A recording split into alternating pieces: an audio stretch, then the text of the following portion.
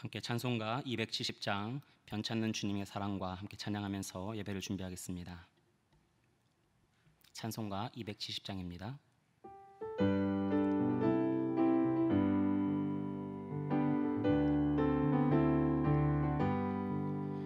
변찮는 주님의 사랑과 거룩한 보혈의 공로를 우리 다 찬양을 합시다. 주님을 만나볼 때까지 예수는 우리를 깨끗게 하시는 주시니 그의 피 우리를 눈보다 더 희게 하셨네. 우리를 깨끗게 한 피는 무궁한 생명의 물일세. 생명의 구원을 받은 자 하나님 찬양을 합시다.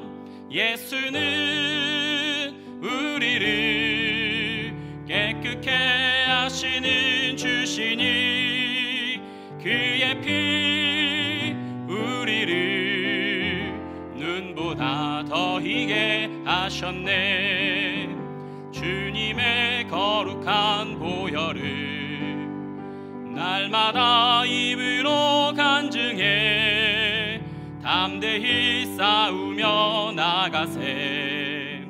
천국에 들어갈 때까지 예수는 우리를 깨끗게 하시는 주시니 그의 피 우리를 눈보다 더 희게 하셨네. 십자가 단단히 붙잡고 날마다 이기며 나가세. 머리에 면류관 쓰고서 주 앞에 찬양할 때까지 예수는 우리를 깨끗게 하시는 주시니 그의 피 우리를 눈보다 더 희게 하셨네. 다 함께 사도신경으로 신앙 고백하시겠습니다. 전능하사 천지를 만드신 하나님 아버지를 내가 믿사오며 그 외아들 우리 주 예수 그리스도를 믿사오니 이는 성령으로 잉태하사 동정녀 마리아에게 나시고 본디오 빌라도에게 고난을 받으사 십자가에 못 박혀 죽으시고 장사한 지 사흘 만에 죽은 자 가운데서 다시 살아나시며 하늘에 오르사 전능하신 하나님 우편에 앉아 계시다가 저리로서 산자와 죽은 자를 심판하러 오시리라. 성령을 믿사오며 거룩한 공회와 성도가 서로 교통하는 것과 죄를 사하여 주시는 것과 몸이 다시 사는 것과 영원히 사는 것을 믿사옵나이다. 아멘. 찬송가 436장입니다.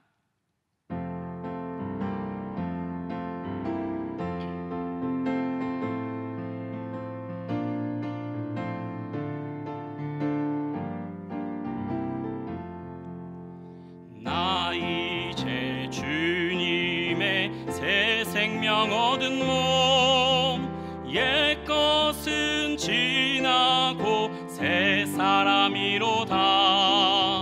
그 생명 내 맘에 강같이 흐르고 그 사랑 내게서 해같이 빛난다. 영생을 누리며 주 안에 살리라. 오늘도 내일도 주 함께 살리라. 주 안에 감추인 새 생명 얻으니 이전에 줬던 것 이제는 값없다.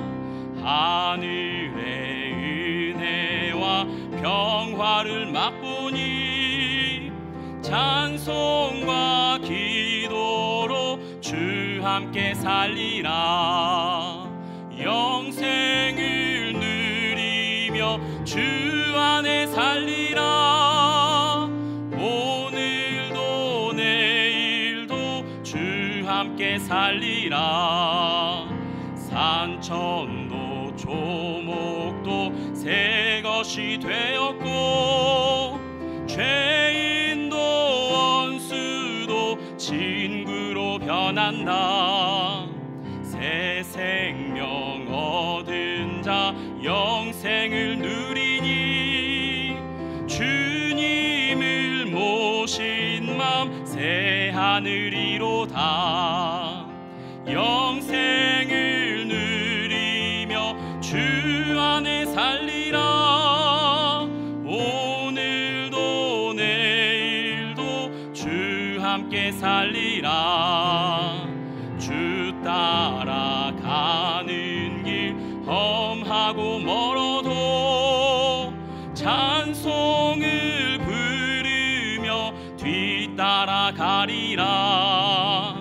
나 주를 모시고 영원히 살리라. 날마다 섬기며 주 함께 살리라. 영생을 누리며 주 안에 살리라. 오늘도 내일도 주 함께 살리라. 이 시간 우리를 대표해서 조귀선 권사님께서 기도해 주시겠습니다.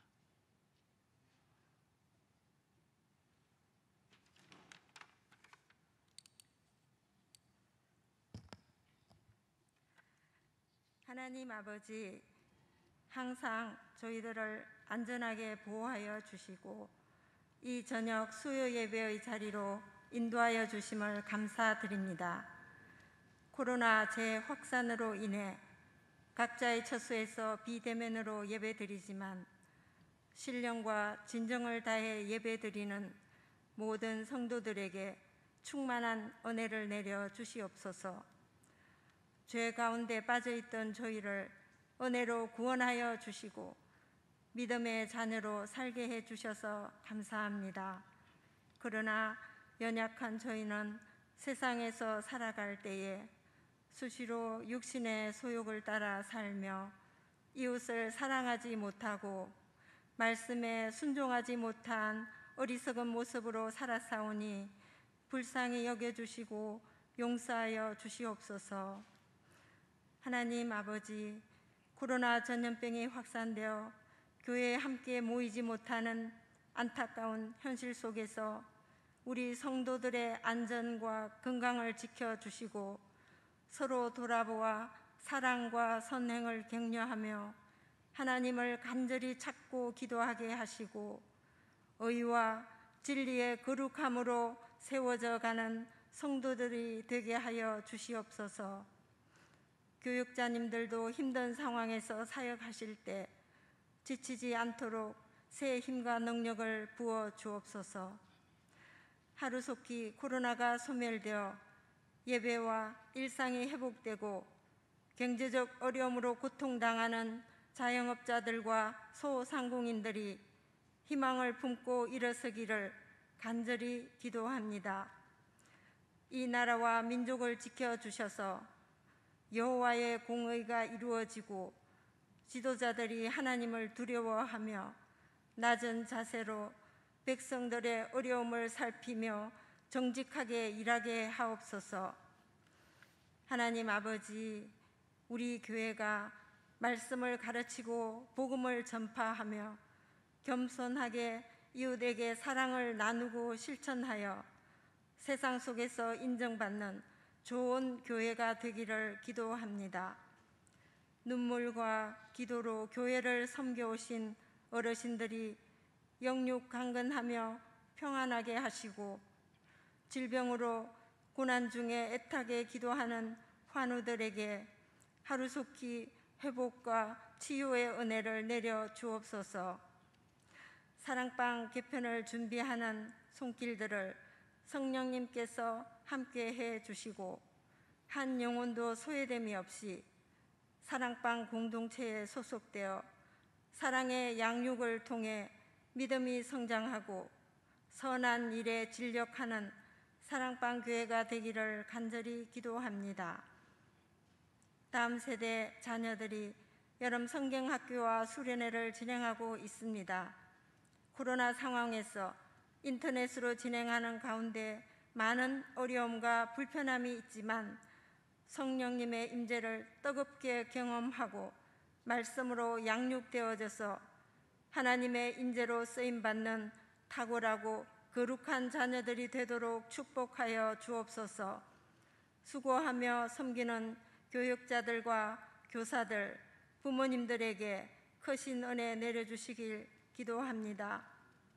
이 시간 말씀을 선포하실 여주현 목사님에게 성령의 능력과 충만함으로 입혀주셔서 생명의 말씀을 온전히 잘 전하게 하옵시고 성도들이 그 말씀을 겸손히 받아 삶에 적용하며 성령의 열매 맺는 삶을 살게 하여 주옵소서. 세계 곳곳에서 선교의 사명을 감당하는 선교사님과 그 가정을 눈동자같이 지켜주시고 복음 전파의 사명을 통해 하나님 나라가 확장되게 하여 주시옵소서. 감사하오며 예수님의 이름으로 기도합니다. 아멘.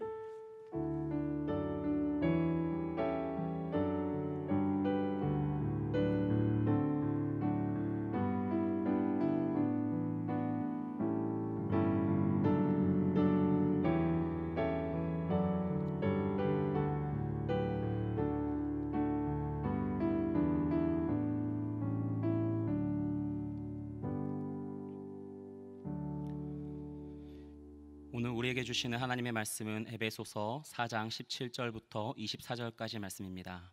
에베소서 4장 17절로 24절 말씀입니다. 제가 가진 성경으로 신약 성경 313면에 있습니다.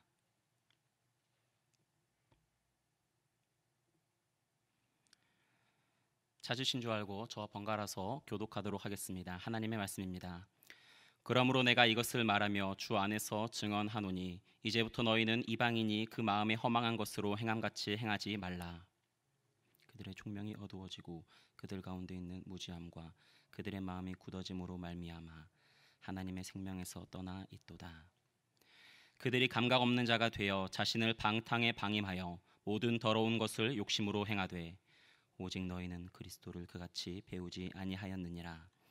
진리가 예수 안에 있는 것 같이 너희가 참으로 그에게서 듣고 또한 그 안에서 가르침을 받았을진데 너희는 유혹의 욕심을 따라 썩어져가는 구습을 따르는 옛사람을 벗어버리고 오직 너희의 심령이 새롭게 되어 함께 읽겠습니다. 하나님을 따라 의와 진리의 거룩함으로 지으심을 받은 새 사람을 입으라. 아멘.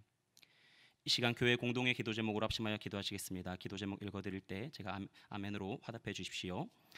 다음 세대가 여름 성경학교와 수련회를 통해서 복음을 담대히 전하는 하나님 나라의 용사들이 되게 하소서.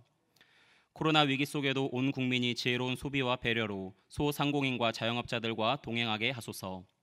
사랑방 교회 모임 방학을 통해 섬김이들이 안식을 누리며 새로운 힘과 비전을 받게 하소서. 이 제목들로 합심하여 기도하시겠습니다. 살아계신 아버지 하나님, 주님 사랑하시는 다음 세대들, 아버지 이 여름의 계절 가운데 이제 주님 말씀 앞에 서기로 합니다.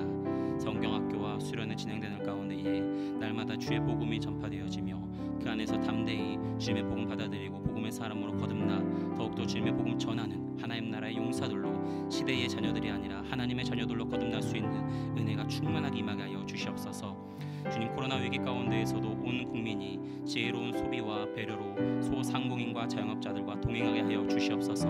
그를 통하여서 이 고난의 때에 더욱더 민족 공동체가 하나 되어지고 국가 공동체가 하나로서 이 위기를 타개하고 더욱더 하나님께서 보호하심을 찬양할 수 있는 그런 주님의 복된 나라 될 수 있도록 은혜 베풀어 주시옵소서.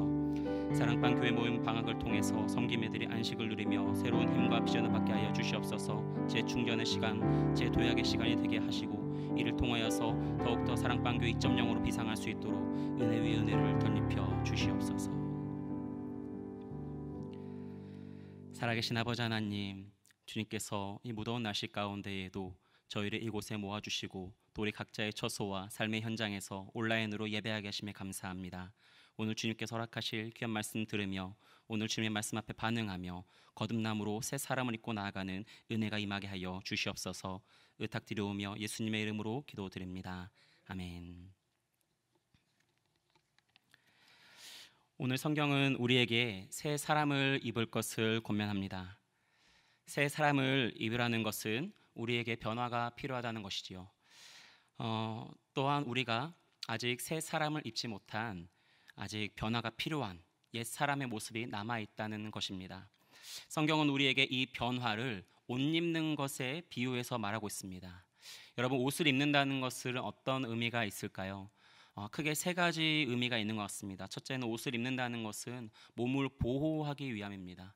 다른 외부의 강한 것들로부터 상처를 보호하고 또 체온을 유지함으로 몸을 보호하는 의미가 있겠지요. 또한 두 번째로는 사회 문화적으로는 내가 어떠한 일을 하는지, 어떠한 문화에 속해 있는지, 어떠한 직업이나 나의 소속이 무엇인지를 반영하기도 합니다. 그래서 문화권이나 어떠한 공동체에 따라서 입는 옷이 달라지곤 합니다. 심리적으로는 또한 몸을 가려주어서 수치심이 들지 않게 해주고 자기 표현의 도구로서 내면의 가치관이나 내가 어떤 사람인지 내가 추구하는 나의 어떤 개성이 무엇인지를 표현하는 도구로 사용되기도 합니다. 종교개혁자 존 칼빈도 옷의 기능을 세 가지로 말합니다. 아름답게 장식하는 일, 보호하는 일, 부끄러운 곳을 가리는 일, 이렇게 세 가지로 말합니다. 이와 같이 옷을 입는다는 것의 의미를 생각해 볼 때 이것은 나와 세상, 나와 타인의 관계 안에 있는 그 관계성의 이름을 알 수 있습니다. 여러분, 우리가 안전한 곳에 있을 때, 혼자 있을 때, 그럴 때는 어떻게 하지요? 우리가 편하게 내가 입고 있는 옷을 벗기도 합니다. 혹은 나의 어떤 가치관이나 메시지를 강렬하게 표현하기 위해서 또 옷을 벗고는 하지요. 반대로 어떤 위협이 있을 때, 밖으로 나갈 때에는 우리가 옷을 입습니다. 다른 사람을 만날 때에는 그 가운데에서도 옷을 가려서 또 입게 되는 것을 경험합니다. 또한 옷을 입는다는 것은 어떠한 가치에 순응한다는 것이지요. 학생들이 교복을 입는 것은 그 학교에서의 배움의 자세에 나아간다는 그런 어떤 권위에 대한 또 순응하는 모습이라고도 할 수 있는 것입니다. 그렇게 우리가 무언가를 입음으로써 내가 누구인지 또한 나의 내면부터 사회와 내가 속한 사회와 문화를 나타내는 것인 동시에 다른 사람으로 하여금 또한 내가 어떤 사람인지를 인식하게 만듭니다. 군인은 군복을 입습니다. 군복을 입음으로 말미암아 내가 군인이라는 것을 의식하게 되고 다른 사람으로 하여금 또한 내가 군인이라는 것을 알게 합니다. 군인이 군복을 입는 것은 몸을 보호하는 것뿐만이 아니라 군인으로서의 가져야 할 자세, 몸가짐, 마음가짐을 또한 새롭게 하겠다는 그런 것이지요. 이와 같이 입는다는 것의 의미를 생각해 볼 때에 오늘 성경이 우리에게 새 사람을 입으라라는 것은 우리 안에 있어서 먼저 내면에 있어서 우리 안에 분명한 변화가 필요하다는 것입니다. 그리고 또한 이 변화는 나 혼자만이 간직하는 것이 아니라 다른 사람과의 관계 속에서 세상과의 관계 속에서 드러나는 문제라는 것을 말하고 있는 것입니다. 오늘 새 사람을 입기 위하여 우리는 먼저 첫 번째로 옛 사람을 버려야 된다는 것을 기억하기 원합니다. 새 사람을 입기 위해서는 옛 사람을 벗어버려야 됩니다. 우리 함께 이렇게 옆에 있는 분들과 또 가정에서 이렇게 함께 저를 따라해 보겠습니다. 새 사람을 입읍시다. 네. 새 사람을 입기 위해서는 옛 사람을 벗어버려야지요. 에베소서 4장 22절 말씀은 이렇게 말합니다. 너희는 유혹의 욕심을 따라 썩어져가는 구습을 따르는 옛 사람을 벗어버리고. 여러분, 옛 사람을 벗는다는 것은 무슨 의미일까요? 옛 사람을 벗는다는 것은 바로 썩어져가는 구습을 따르는 그런 나의 모습에서 거듭나는 것입니다. 구습은 오래된 습관이나 이전의 생활 방식을 말하는 것이지요. 우리가 예수님을 믿기 전, 예수님을 알기 전, 예수님을 만나기 이전의 우리의 생활 방식을, 우리의 습관을 구습이라고 말할 수 있습니다. 어떤 사람들은 예수님을 만나면서 단번에 이런 구습을 끊게 되는 것들을 경험하게 됩니다. 많은 간증들에서 이야기 속에서 예수님을 믿고 나서 그렇게 달던 술이 어느 순간 쓰게 느껴지고, 그렇게 달콤하던 담배가 텁텁하게 느껴지고, 그렇게 좋아하던 세상의 일들이 더 이상 아무런 흥미가 가지 않게 되었다라는 그런 이야기들을 종종 듣곤 합니다. 우리가 예수님을 만나게 되면은 그와 같은 변화를 경험합니다. 그런데 문제는 모든 사람이 그렇게 단번에 변화되는 것을 경험하면 좋은데 그렇지 않은 것이 우리의 삶에 또한 일반적인 모습이라는 것이죠. 믿음이 없는 건 아니지만 옛 습관이 남아있는 그런 자신의 모습을 보면서 당혹스러워하고 죄책감에 빠지기도 하고 어쩔 줄 몰라 하는 그런 일들을 보곤 합니다. 여러분, 그러면 어떻게 해야 될까요? 우리가 예수님을 분명히 믿고 새 사람을 잊기 원하지만 옛 사람을 벗어버리려고 하는데 벗어지지 않는 그 내 안에 깊이 자리 잡아 있는 그 구습을 어떻게 하면 벗어낼 수 있을까요? 습관을 바꾸기 위해서는, 구습을 바꾸기 위해서는 새로운 습관이 필요합니다. 옛 습관을 바꾸기 위해서는, 옛 사람을 벗어버리기 위해서는 우리 안에 거룩한 습관, 거룩한 새로운 생활이 필요한 것입니다. 여러분, 우리가 옛 습관으로 돌아가게 하는 우리 안에 동기가 있습니다. 그것을 성경도 말하고 있습니다. 뭐냐면요, 바로 유혹의 욕심입니다. 여기서 유혹이라는 단어는 헬라어로 아파테라는 단어인데요, 유혹이라고 하면은 우리가 무언가에 빠지다라는 것을 생각하게 되지 않습니까? 그런데 이 원어의 의미로 직역해서 보면은 유혹의 욕심이라는 것은 속이는 욕심, 아파테라는 단어는 유혹이라는 것은 속이다라는 단어입니다. 뜻이기도 합니다. 그래서 유혹의 욕심을 직역하면은 속이는 욕심, 속이는 욕망, 거짓된 욕망이라고 말할 수 있습니다. 여러분, 혹시 가짜 배고픔이라는 거 아십니까? 우리 몸에 충분한 영양소가 있고 우리가 충분히 먹었음에도 불구하고 또 먹고 싶은 그런 어떤 것을 가짜 배고픔이라고 합니다. 흔히 이제 군대 훈련소에 가면은 훈련소에 있는 장병들이 다 하나같이 고백하는 게 있습니다. 자도 졸립고 먹어도 배고프고 입어도 춥다라는 그런 고백들을 합니다. 그런 것들을 가짜 배고픔이라고 하는데요, 이런 것들이 발생하는 이유는 뭔가 하니 우리가 영양소도 충분하고 우리의 위장도 이렇게 꽉 차 있는 상태에 있음에도 불구하고 그 마음이 공허하고 마음의 스트레스와 어떤 우울감에 빠져 있으면은 배고픔을 느낀다는 것입니다. 그럴 때 먹으면 어떻게 될까요? 여러분, 이런 말이 있죠. 맛있게 먹으면은 0칼로리. 하지만 이럴 때 먹는 것은 바로 살로 가고 우리의 건강에 좋지 않은 것을 느끼게 됩니다. 여러분, 이런 가짜 배고픔에서 벗어나기 위해서 사람들이 뭘 하냐면은 내 눈앞에 먹을 만한 것들을 치웁니다. 그리고 새로운 습관을 가져서 스트레스를 먹는 것으로 푸는 것이 아니라 운동을 하거나 다른 어떤 대체하는 그런 새로운 습관을 갖지요.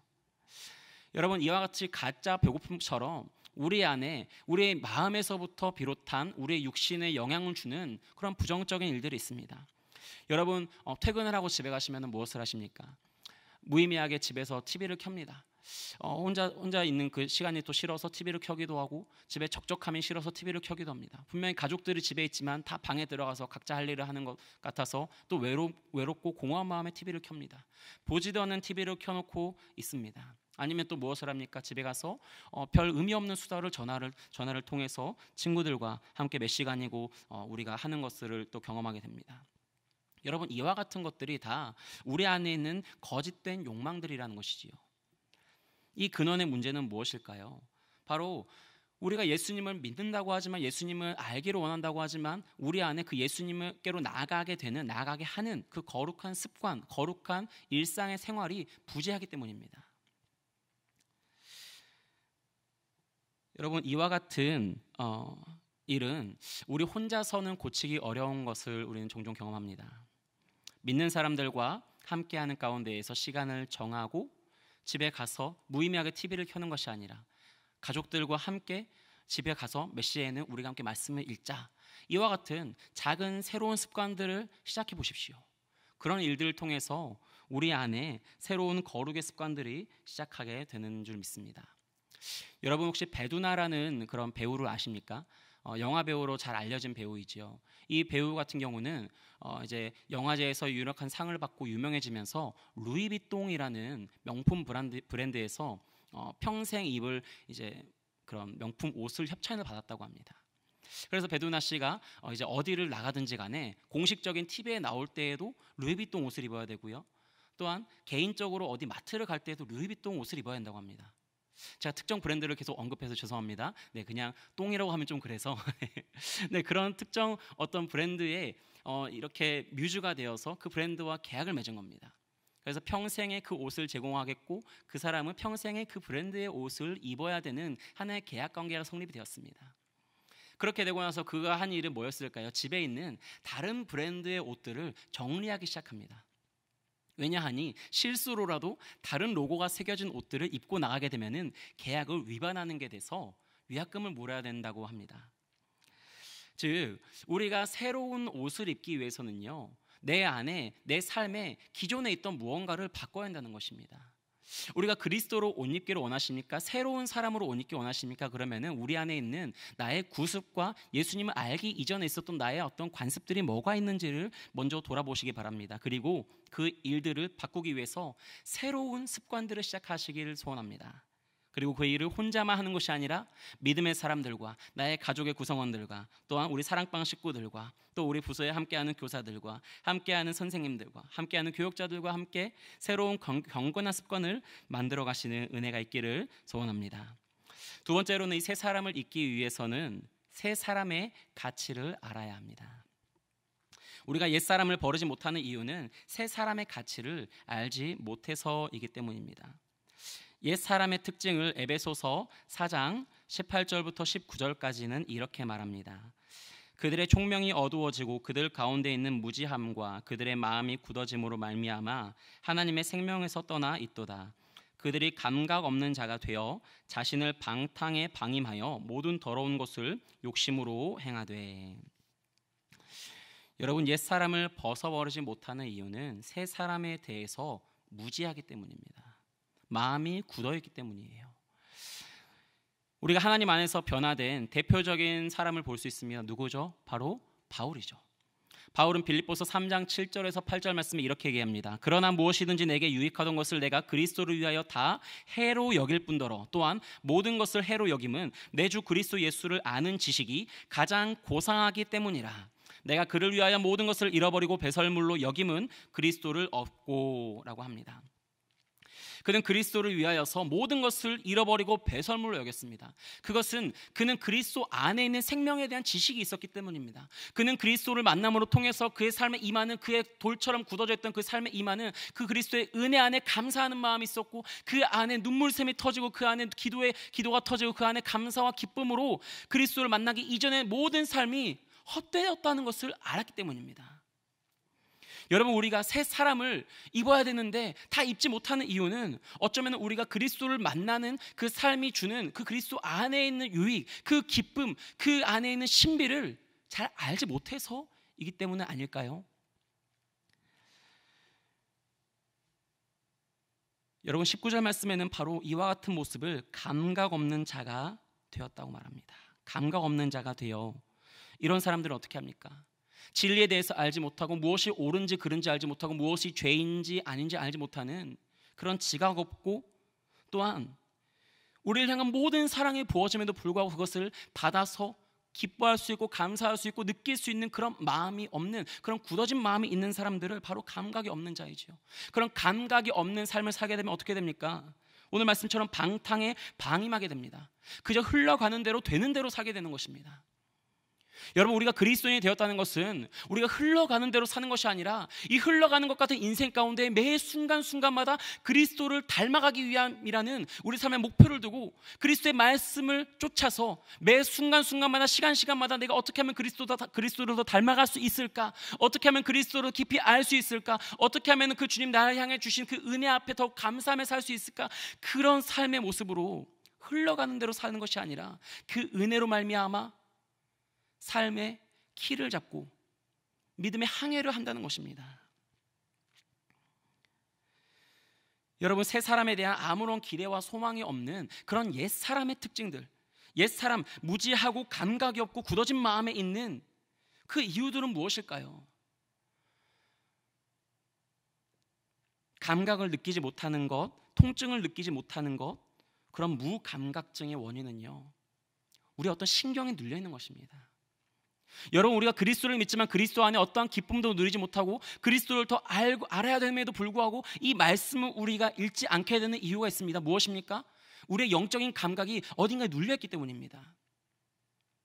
보통은 일반적으로 그렇습니다. 많은 분들이 성경을 읽으려고 하는데 성경 통독을 연초에 결단하고 시작했다가 보통 3월을 넘기지 못하고 봄을 맞이하지 못하고 좌절하게 됩니다.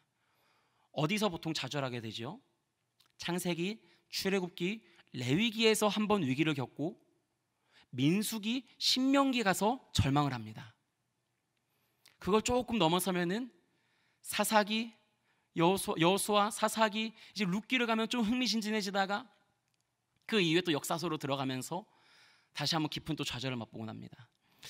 여러분, 성경을 읽을 때에 우리의 어떤 영적인 감각들을 누르는 게 있습니다. 뭐냐면요, 첫 번째는 아마 이런 것 같아요. 성경과 우리 사이의 문화가 너무 멉니다.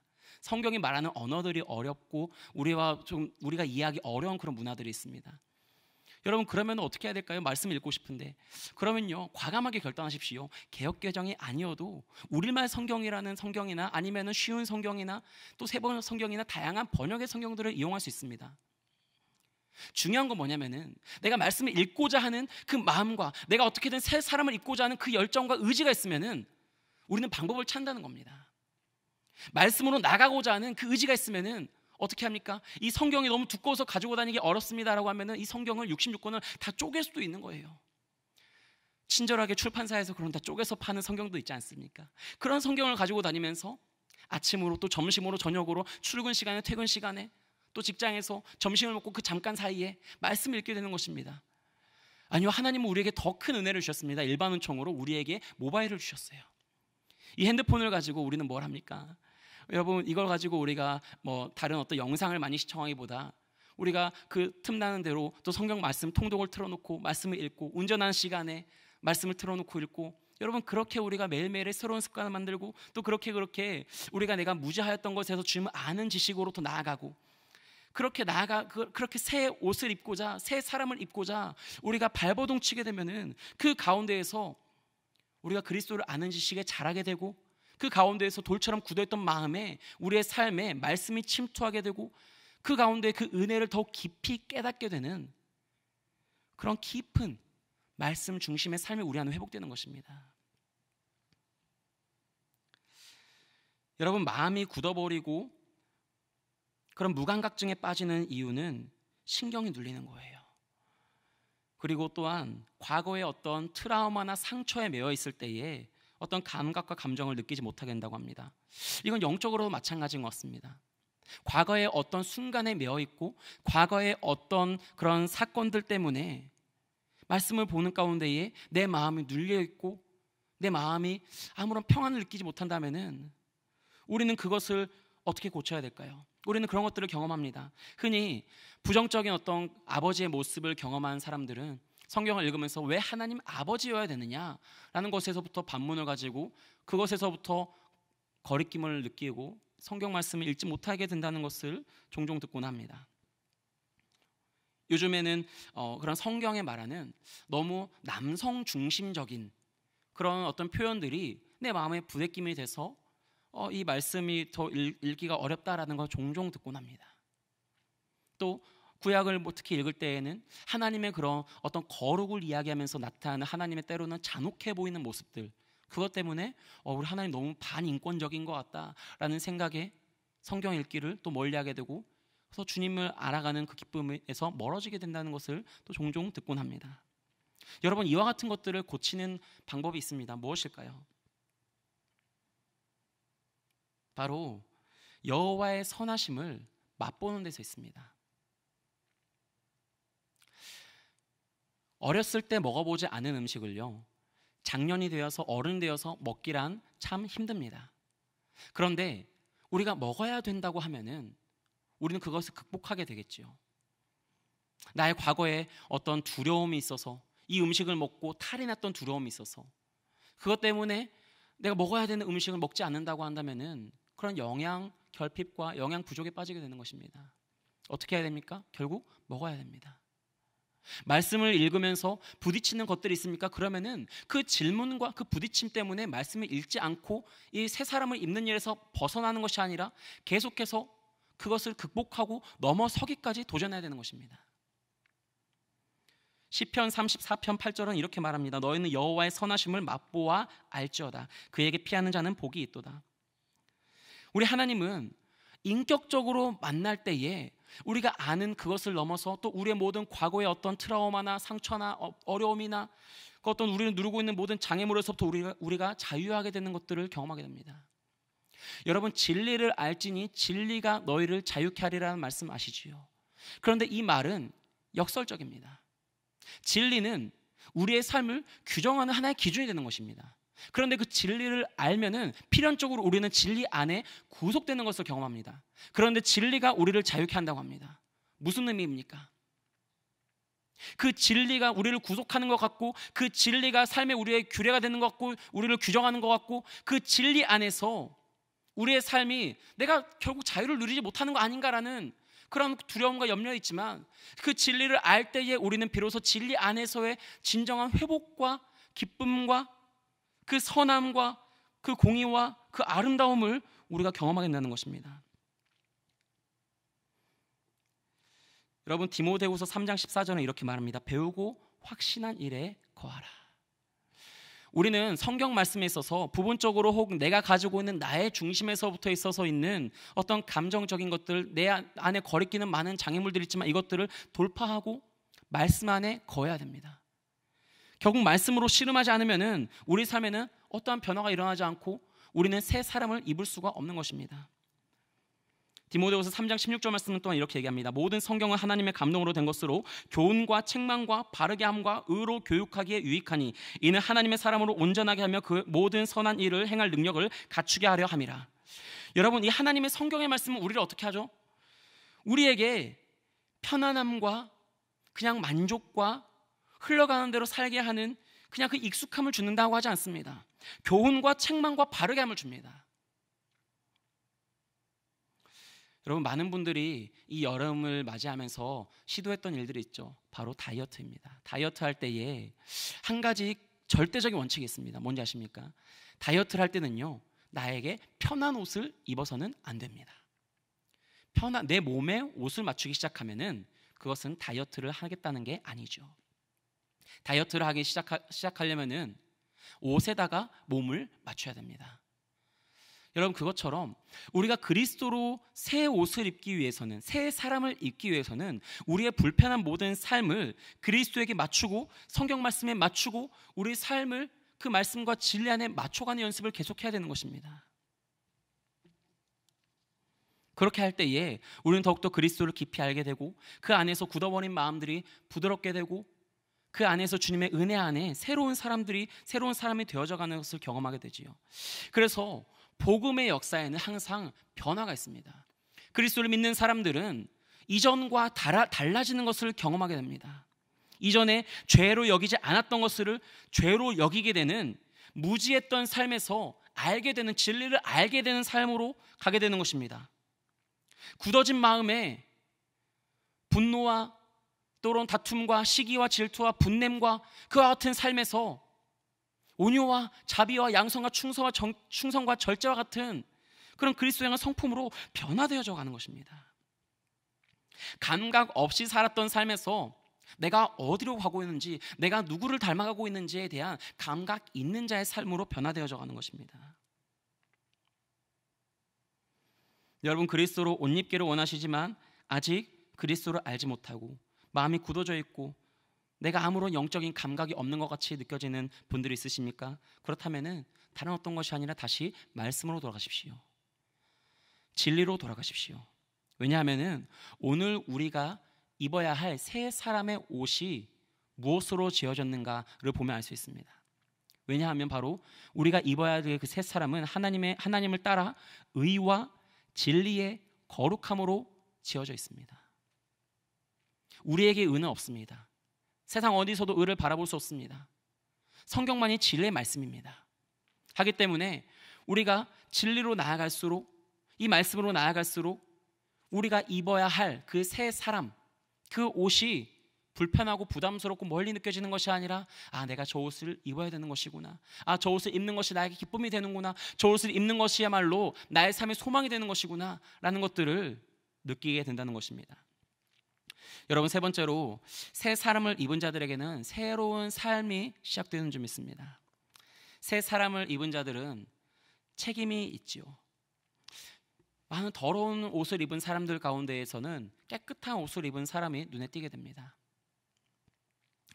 군대에서 자대 배치를 가게 되면은 이제 자대에는, 군대에는 많은 사람들이 이미 입었던 그런 옛 군복들을 입고 있습니다. 그런데 신병이 들어오면 뭘 보면 압니까? 바로 그 신병의 깨끗한 옷을 보고 알게 되는 것이죠. 그리스도인들은 우리가 새 사람으로 옷을 입게 되면은 죄인들 가운데에서 그냥 흘러가는 대로 살아가는 사람들 사이에서 우리는 돋보이게 돼 있습니다. 우리는 드러나게 됩니다. 여러분 혹시 살아가면서 직장에서 아니면은 이웃들에게 마주하는 사람들, 나의 친구들 가운데에 너는 정말 그리스도로 옷 입은 사람 같다라는 그런 말을 들어본 적이 있으십니까? 그렇다면은 그 인생이야말로 성공한 인생인 줄 믿습니다. 새 사람을 입은 자들은 책임이 있습니다. 우리가 입은 것을 통해 다른 사람들도 마음의 동경심을 갖거나 나에게도 저것이 필요하다는 것을 느끼게 해야 하기 때문입니다. 여러분, 제가 어제 한 뉴스의 기사를 읽어봤는데요. 그 기사에서 어떤 분이 그런 말을 썼더라고요. 지금 이 코로나 시대 가운데에 교회를 두고 한 말이었는데요. 파리바게트의 전신이 되는 삼미당이라는 그런 빵집이 있습니다. 그 빵집에서 좋은 빵을 만들기 위해서 이런 어떤 슬로건을 가지고 빵을 만들었다고 합니다. 사람들은 우리가 만드는 수백만 개의 빵이 아니라 그들이 먹은 단 한 개의 빵으로 평가한다. 여러분, 이 말을 듣고 우리가 새 사람을 입는 일이 얼마나 중요한 일인가에 대해 생각해 봤습니다.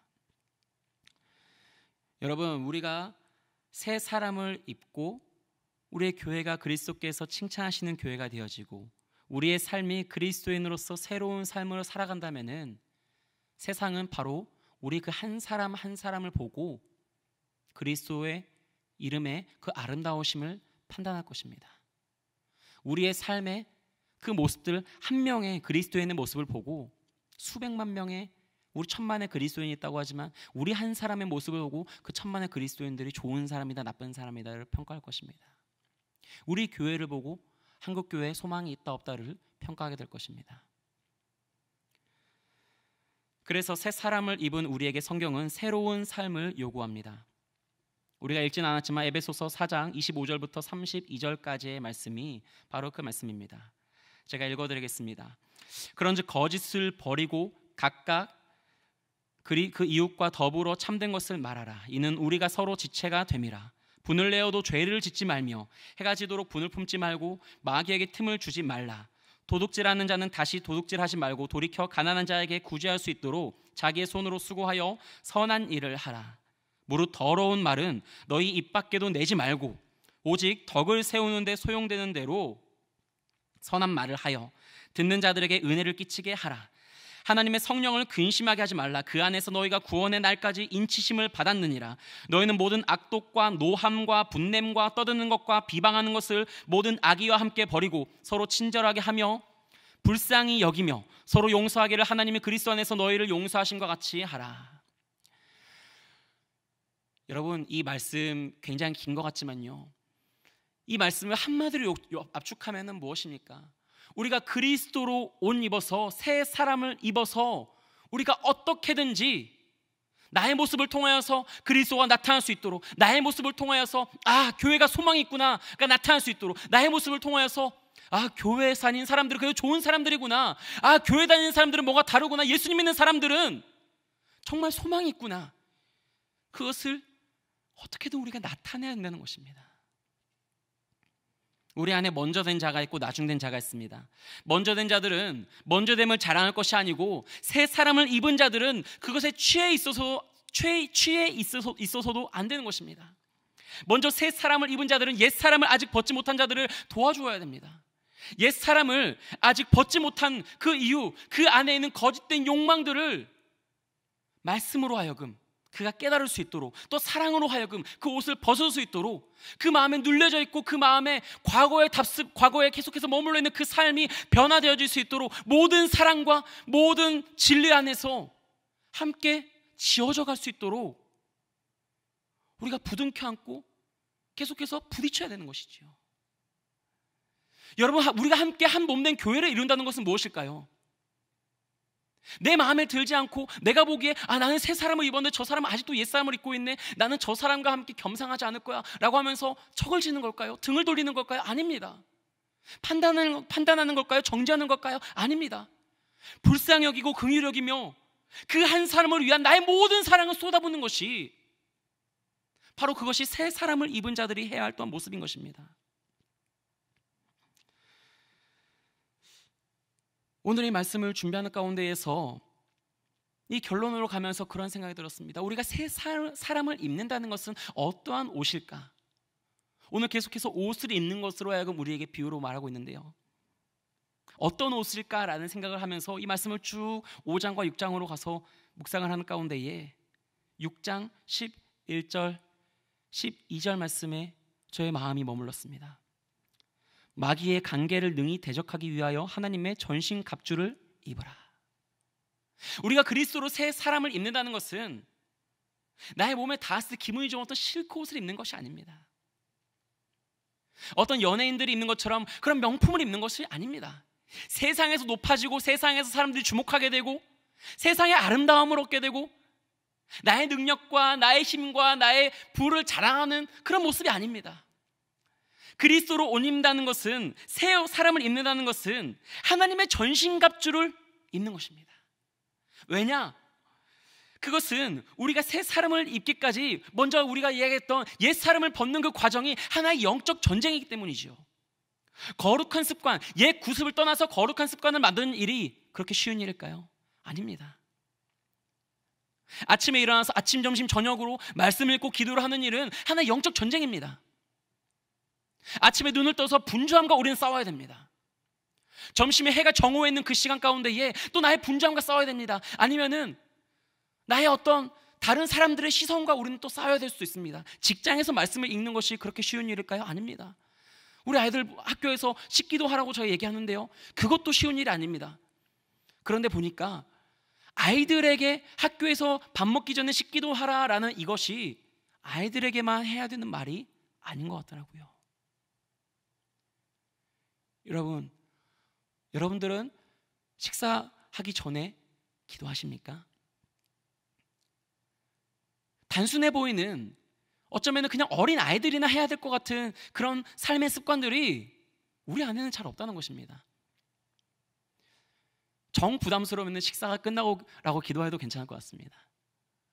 여러분, 기도하는 것, 내가 어찌되었든 간에 내게 주신 이 하루의 삶에서 내게 주신 양식을 하나님 앞에 감사하며 이것을 표현하는 일은 중요하다는 것이지요.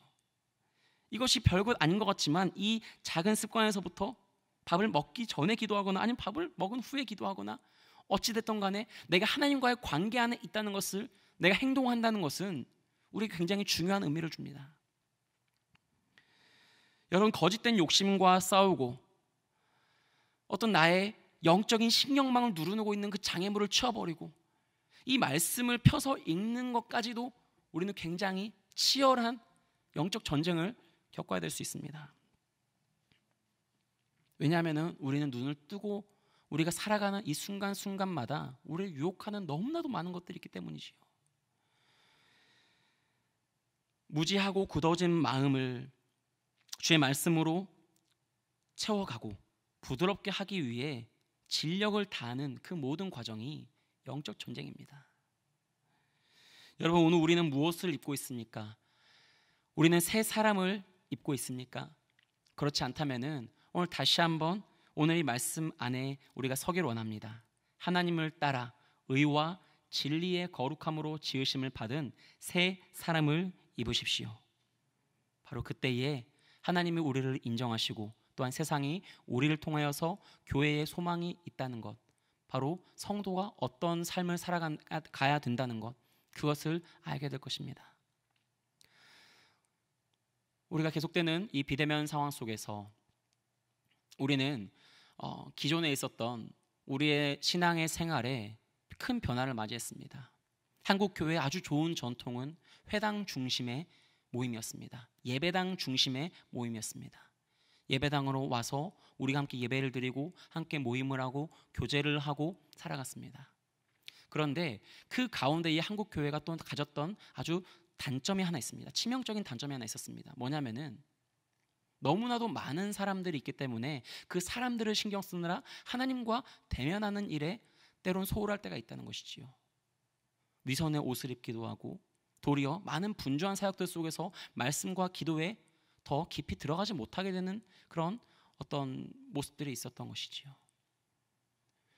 예배당 중심의 신앙생활이 잘못됐다고 하는 것이 아닙니다. 그 안에서 우리가 가졌던 보완점들이 있었다는 것이지요. 오늘 이 시기를 하나님께서 우리에게 주신 이유는 무엇일까요? 우리는 결국 다시 모이기를 피하는 자들의 습관 같지 아니하고 다시 말씀과 다시 그리스도의 이름 앞에서 모여야 됩니다. 한 성령으로 우리는 모여야 될 것입니다. 그런데 지금 이 시기 가운데에 하나님이 주신 이 비대면의 시기 가운데 우리는 뭘 할 수 있을까요? 뭘 해야만 될까요?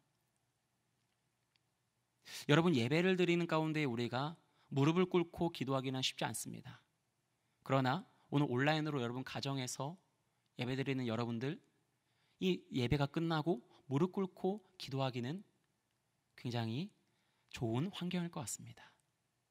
우리는 예배가 끝나면 말씀을 덮고 다른 일들을 하기에 어쩌면 분주했을지 모릅니다. 그러나 오늘 이 시기 가운데에서는 이 온라인 예배가 끝나고 나면은 말씀을 덮는 것이 아니라 조금 더 이 말씀에 머물러서 말씀에 앞으로 뒤로 왔다 갔다 하며 이 한 절을 암송하고 내 마음에 새기기에 더 집중할 수 있는 그런 기회가 될 수 있다는 것이지요. 우리는 이 시기 가운데에 선을 행하되 낙심하지 말아야 됩니다. 그리스도를 닮아가는 일에 있어서 계속해서 전력 투구해야 되는 줄 믿습니다. 그리고 그리스도 안에서 의와 진리와 거룩함으로 새 사람을 입기에 모든 힘을 다해야 되는 줄 믿습니다. 오늘 그렇게 할 때에 우리에게 하나님께서 다시 대면하는 시간을 허락하실 것이고 그 대면하는 자리는 우리가 더욱 성숙해져서 더욱 성장한 모습으로 새로운 모습으로 우리가 마주하게 되는 기쁨과 감사의 시간이 될 줄 믿습니다. 기도하겠습니다. 살아계신 하나님 아버지, 우리가 옛 사람을 벗어버리고 의와 진리와 거룩함으로 새 사람을 입기 원합니다. 주의 말씀을 먹여 주시옵소서. 주님의 성령으로 가르쳐 주시옵소서. 거룩한 습관을 허락하여 주시옵소서.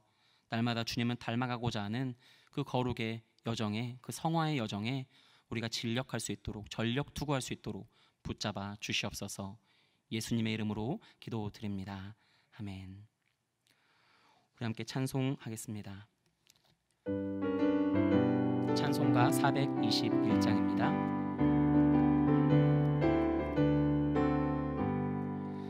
내가 예수 믿고서 죄 사함 받아 나의 모든 것 다 변했네. 지금 내가 가는 길 천국길이요 주의 피로 내 죄가 씻겼네. 나의 모든 것 변하고 그 피로 구속 받았네. 하나님은 나의 구원 되시오니 내게 정죄함 없겠네. 주님 밝은 빛 되사 어둠에 치니 나의 모든 것 다 변했네. 지금 내가 주 앞에 온전케 됨은 주의 공로를 의지함일세. 나의 모든 것 변하고 그 피로 구속 받았네. 하나님은 나의 구원 되시오니 내게 정죄함 없겠네. 내게 성령 임하고 그 크신 사랑 나의 맘에 가득 채우며 모든 공포 내게서 물리치시니 내 맘 항상 주 안에 있겠네. 나의 모든 것 변하고 그 피로 구속 받았네. 하나님은 나의 구원 되시오니 내게 정죄함 없겠네. 이 시간 같이 함께 기도했으면 좋겠습니다. 함께 기도하실 때에 주님, 이제는 옛사람을 벗어버리고 우리의 모든 무지함과 그 진리를 알지 못했던 무지한 삶과 또 모든 굳어져 있던 마음과 감각 없었던 삶을 뒤로하고 이제는 의와 진리와 거룩함 안에 새 사람을 입기로 원합니다. 이렇게 비대면으로 있는 시간 가운데서도 우리가 새 사람을 입기에 힘써 전력 투구하며 나아갈 수 있는 주님의 사람들 되게 하여 주시옵소서. 우리 받은 말씀 기억하면서 간절한 마음으로 주여 한번 외치며 기도하며 나아가도록 하겠습니다. 주여, 살아계신 아버지 하나님, 오늘 이 시간 아버지 우리 안에 있는 모든 옛 구습과 썩어져가는 모든 그 구습과 아버지 하나님 우리 모든 거짓된 욕망과 우리의 모든 옛사람됨을 벗어버리기를 원합니다. 아버지 우리 안에 깊이 뿌리 내려져 있는 모든 상처와 모든 주님께로 나가게 하지 못하는 모든 무지함과 또 감각 없음과 모든 죄악된 모습들, 모든 연약함들 모두 뒤로 하고 이제는 주님 앞에서 주의 말씀 앞에 거함으로 주님의 성령의 인도하심을 따라감으로 주님 앞에 새 사람을 입기로 원합니다.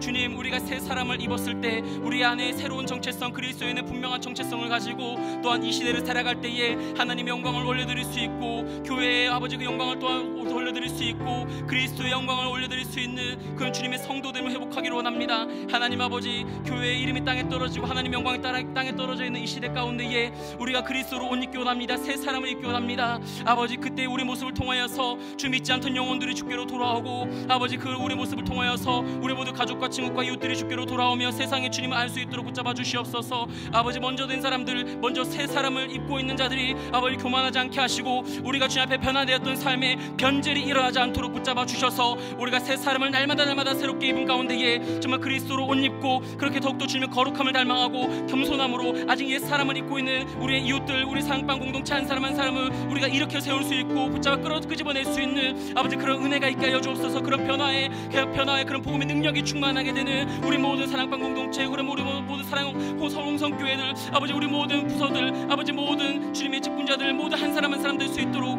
인도하여 주시옵소서. 주님 안에 소망이 있습니다. 아버지, 새 사람을 입고 그 주님의 소망 앞에 나아갈 수 있는 그런 모든 능력의 사람들, 은혜의 사람들 될 수 있도록 은혜를 베풀어 주시옵소서. 불쌍히 여겨 주시옵소서. 살아계신 주님, 오늘 우리가 우리 삶에 그렇게 입고 있었던 옛 사람을 다 벗어버리길 원합니다. 옛 사람을 볼 때 정말 머리끝부터 발끝까지 정말 실오라게 하나 걸치지 않고 다 벗어버리길 원합니다. 우리 삶에 있었던 그 모든 악한 구습들, 썩어져가는 구습들 다 벗어버리기를 원합니다. 우리를 새롭게 하여 주시옵소서.